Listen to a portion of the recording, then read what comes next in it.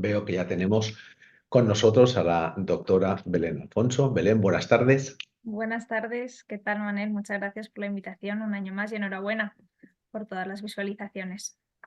Pues muchas gracias a ti también por estar siempre con nosotros. Cada vez que te propongo participar en temas de formación, siempre tengo un sí por tu parte, lo cual hace que sea entrañable tenerte con nosotros.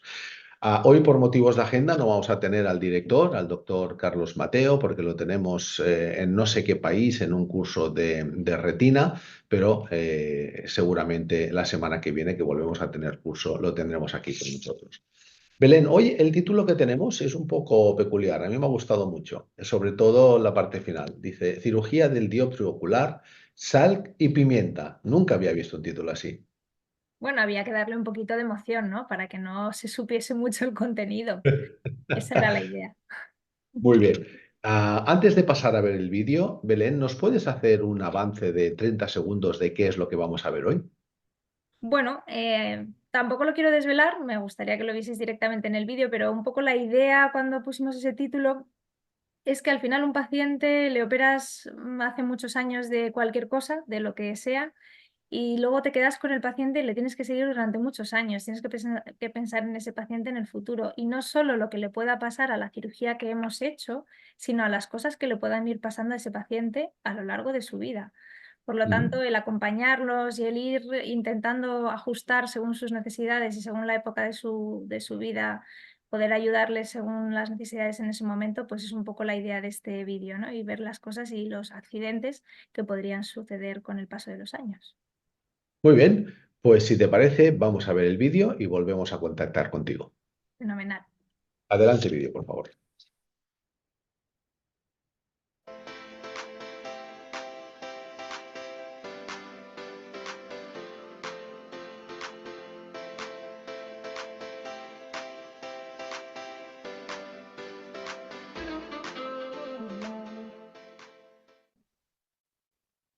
Hola a todos, soy la doctora Belén Alfonso Bartolozzi del Instituto Universitario Fernández Vega y ahora vamos a presentar un caso clínico titulado Cirugía del dioptrio ocular, SALC y pimienta.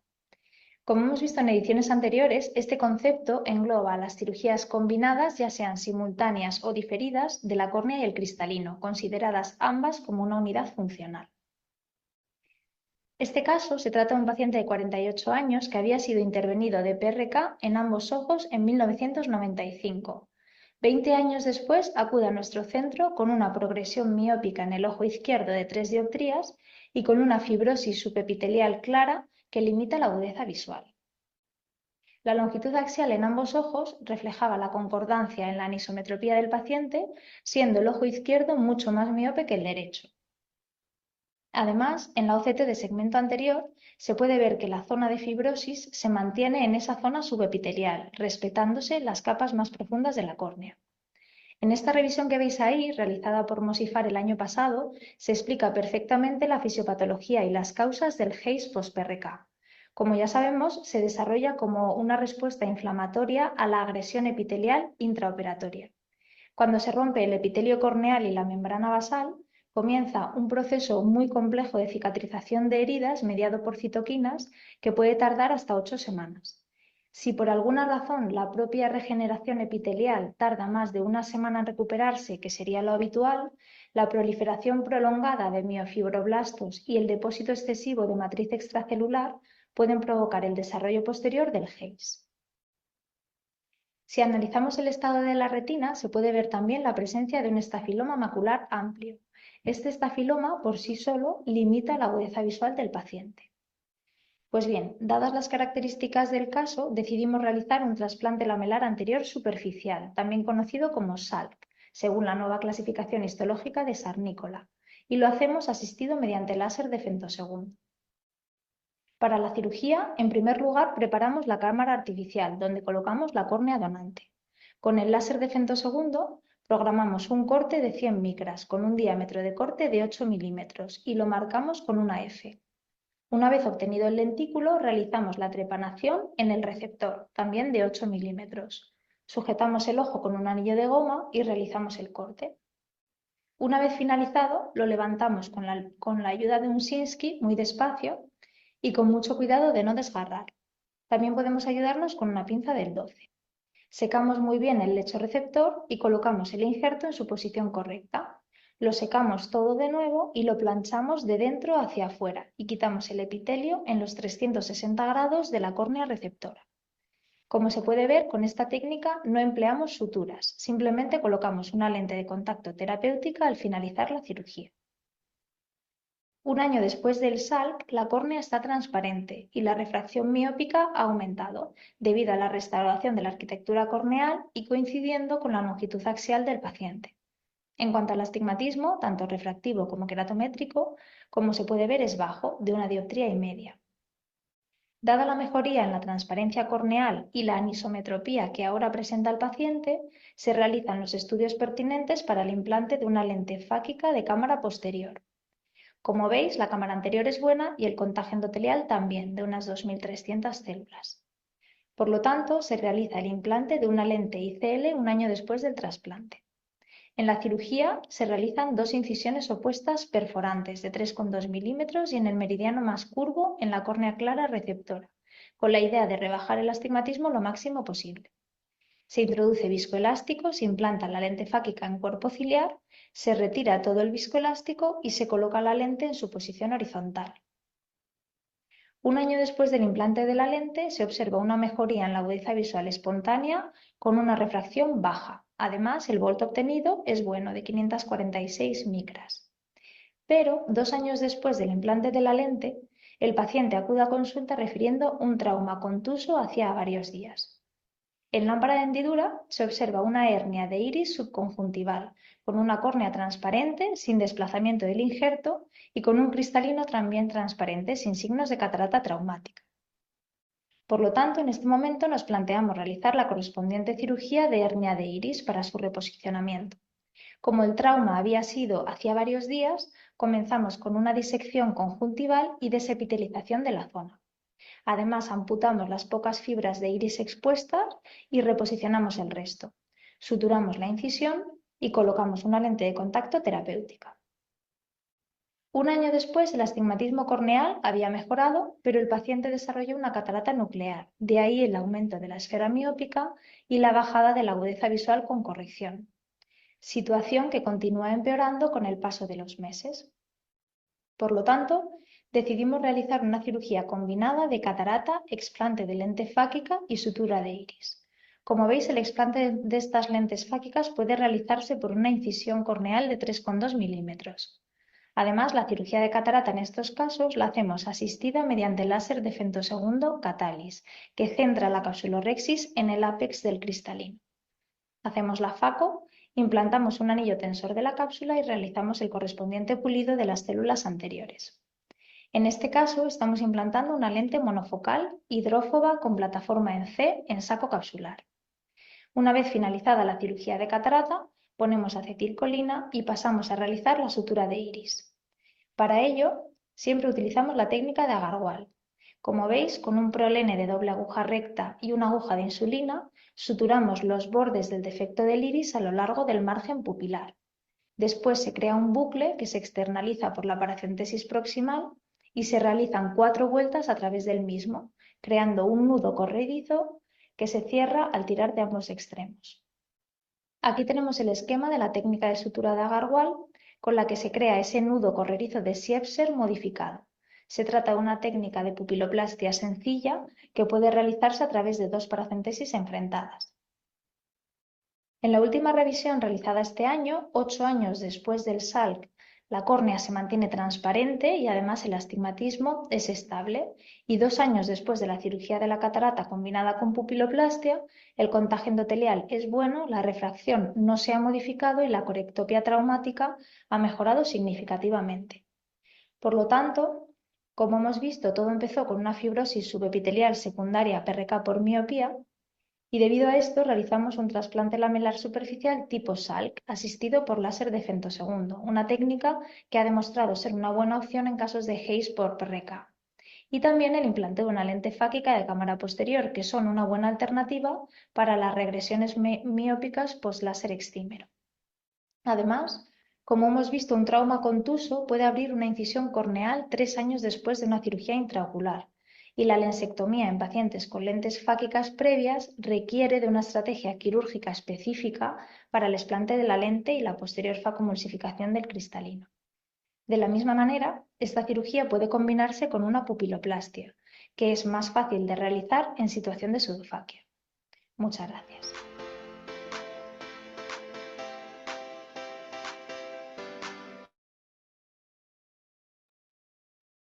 Muy bien, espectacular, perfecto, gran vídeo, Belén, muchas felicidades. Recuerden, tienen una historia que compartir, quieren compartir un caso con nosotros, marketing@oftaltec.com. Belén, como decía ya ahora en la introducción, felicidades, un caso muy bonito. Si te parece, vamos a dar paso ya a algunas de las preguntas que tenemos. La primera pregunta dice, ¿en qué casos estarían indicados para vosotros las SALC? Bueno, en general el SALC lo utilizamos sobre todo en opacidades o en haze post-PRK. Es cierto que también está descrita la posibilidad de utilizar SALC en casos de algunas distrofias superficiales o incluso hay algunos artículos que hablan del SALC en infiltrados subepiteliales después de adenovirus. Aunque nosotros en ese grupo, o sea, en esos casos no tenemos tampoco mucha experiencia, también está la opción de la PTK o la PRK, pero fundamentalmente sería para el caso que hemos visto, haze post-PRK, donde lo utilizamos nosotros habitualmente, bueno, habitualmente, cuando es necesario. Muy bien, perfecto. En la SALC, ¿no dais puntos de sutura? No, la verdad que sí es cierto que hay muchos cirujanos que consideran que se puede dar un punto de sutura o incluso 4 puntos de sutura, pero en nuestra experiencia no es necesario. Se puede manipular prácticamente igual que un flap en un LASIK, secando muy bien la zona, quitando el epitelio periférico y haciendo esos planchados desde el centro hacia la periferia. Y poniendo luego una lente de contacto. No hemos tenido tampoco en toda nuestra experiencia con SALC ni desplazamientos del SALC, o sea, ni desplazamientos en injerto, ni tampoco pliegues, ni nada que nos haya hecho tener que optar por las suturas. Y además consideramos que la cicatrización puede ser mucho más natural sin que haya 4 puntos de sutura o un punto de sutura en alguno de los extremos del injerto. Muy bien. ¿Por qué no suturasteis el iris en la primera intervención? Bueno, se podría haber valorado en esa misma intervención haber hecho una reconstrucción de iris, pero hay dos cosas, ¿no?, en este tema. Cuando el iris está muy desflecado, al volver a introducirlo a la cámara anterior, no se ven muy bien los límites digamos, del daño o los límites donde poder hacer la sutura para cerrar bien y que quede un poco más anatómico. Entonces, incluso se podría desgarrar si se hace en ese mismo momento. Y luego el segundo punto, que es un paciente fáquico. Entonces, Claro. hacer una sutura de iris con un cristalino tampoco es sencillo. La ventaja en este caso es que tenía una ICL, una lente fáquica encima. Entonces, sí es cierto que con viscoelástico se podría haber intentado, pero sumándolo todo tampoco era necesario. Lo importante en ese momento consideramos que era solucionar el traumatismo y esperar a un segundo tiempo. Luego vino la catarata y ya se hizo todo a la vez, ¿no? Si no, se podría a lo mejor en un segundo tiempo haber valorado, pero con las dificultades quirúrgicas de un paciente fáquico y una sutura de iris. Muy bien. ¿Por qué no implantasteis una lente tórica? Bueno, las lentes tóricas en general, siempre que tenemos astigmatismos de 1,5 dioptría o menos, nos gusta trabajar con incisiones. No consideramos que sea estrictamente necesario. Además, cuando se trata de trasplantes, ya sean trasplantes superficiales o trasplantes tipo DALC, cualquier cambio que se pueda dar queratométrico, aunque ya hemos visto que a 8 años es bastante estable, pero podría haber algún cambio queratométrico con el paso de los años, es un paciente joven, consideramos que es mejor que la lente esté en el saco y sea una lente monofocal sin corrección del astigmatismo. Además, Ujú, también al ser un trasplante superficial, las incisiones en estos casos hacen efecto. No es, ujú. lo mismo sucede con los DALC, ¿no? Entonces, realmente se puede corregir y se puede dejar una graduación compatible con una gafa. Ok, perfecto. Tenemos otra pregunta que acaba de llegarnos ahora que dice, excelente manejo y seguimiento, ¿por qué no pensar en una facorrefractiva al momento del traumatismo? Muchas gracias, felicidades. Bueno, se podía haber planteado, pero realmente sin haber catarata, Siempre que podamos, teniendo en cuenta, insisto, que es un paciente joven, pues preferimos preservar el cristalino lo máximo posible. Si no hay catarata traumática y no hay necesidad, pues realmente podemos esperar. Además, la opción en este paciente no era una lente trifocal por el estado de la retina y también por el propio SALC. Entonces tampoco le íbamos a aportar mucho más de lo que ya podía tener en cuanto a refracción con esa miopía residual y con esa lente que en realidad iba a ser una lente monofocal hipocorregida o con una pequeña hipocorrección miópica.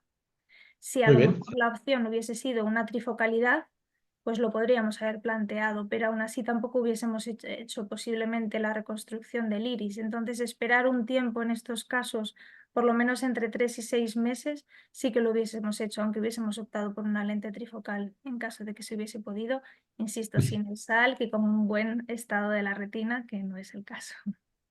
Muy bien. ¿Qué criterios tenéis en cuenta, perdón, a la hora de retocar a un paciente post-LASIK? Bueno, en general, por supuesto, la paquimetría, pero también tenemos en cuenta la edad y la longitud axial. Y en muchos casos optamos, sobre todo ahora estamos centrándonos mucho en el tema de la longitud axial. Si vemos Ujú, que tenemos que hacer un retoque, pero que tenemos una longitud axial por encima de 25, ya tenemos una córnea con bastante fotoablación hecha hace varios años, pues optamos por lentes fáquicas. Si vemos que, pues yo que sé, tiene a lo mejor un paciente una dioptría o 2 dioptrías de progresión miópica y 45 años, pues preferimos no hacer nada. O sea, ya no son ujú, solo los criterios topográficos a nivel corneal, sino pensando en el paciente, la edad que tiene o en las perspectivas a futuro que podamos tener, ¿no? ujú. Muy bien. Creo que nos está entrando otra pregunta. Un segundo, Belén, a ver si soy capaz de verla. Eh, Chicos, ¿cuál es la pregunta? ¿Tienes experiencia con la sarta? Sartán. ¿La sartán? No, la verdad es que no, no tengo Muy bien. ninguna experiencia con esa técnica. Bueno, pues esta es la última pregunta que teníamos. No, nos queda una. Cuando el paciente tiene una lente fáquica implantada, ¿siempre usáis flaps en la cirugía de la catarata? Sí, la verdad es que actualmente a todos los pacientes que tengan una lente fáquica de cámara posterior utilizamos flax. Ujú, Solemos emplear el flax que nos centre la capsulorhexis en el centro del cristalino porque suelen ser pacientes altos miopes y es importante que tengamos la capsulorhexis centrada. Y tampoco tenemos esas complicaciones que están descritas en la literatura, aunque todo lo que hay descrito de flax en ICLs en la literatura es a propósito de un caso. ujú, Eh, pero no tenemos tampoco esas complicaciones que nos hablan de burbujas entre la cara anterior del cristalino y la cara posterior de la lente que nos puedan producir más puentes o problemas a la hora de capsulorhexis incompletas y más dificultad en absoluto. Es cierto que cuando lo utilizamos solo hacemos el patrón de la capsulorhexis, no hacemos la facofragmentación del núcleo. ujú. Muy bien. Belén, pues esto ha sido todo hoy. Ya hemos hecho todas las preguntas, hemos intervenido también preguntas que nos han ido llegando de última hora, con lo cual agradecerte tu participación, como siempre, en esta nueva tercera edición de las historias quirúrgicas. La próxima semana, el jueves 6 de junio, tendremos a la doctora Elena Rondo con el título Cirugía combinada de catarata e implante de válvula de Ahmed en pacientes con perforación ocular y queratoplastia penetrante. Belén, ha sido un placer tenerte hoy. Un abrazo El placer es mío, muchas gracias. Un y abrazo. gracias por estar siempre en disposición para colaborar con nosotros. Lo que necesitéis, muchas gracias. Muchas gracias. Buenas tardes a todos, señores.